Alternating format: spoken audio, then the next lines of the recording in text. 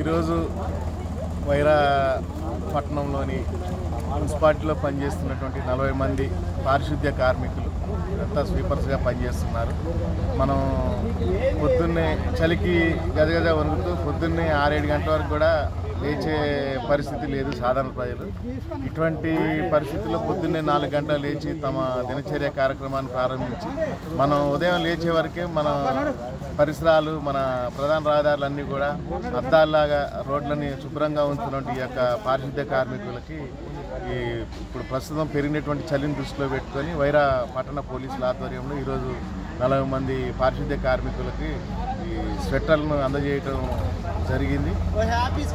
వీరందరూ కూడా ఎంతో కష్టపడి పనిచేస్తూ మనకి ఎటువంటి ఇబ్బంది లేకుండా పౌర సమాజానికి ప్రయాణికానికి ఇబ్బందులు లేకుండా చేస్తున్న వీళ్ళందరికీ కూడా ఎంతో కొంత సహాయం చేయాలనే ఉద్దేశంతోనే మేము పట్టణ పోలీస్ శాఖ ఆధ్వర్యంలో వారికి స్వెట్టర్లు అందించడం జరిగింది.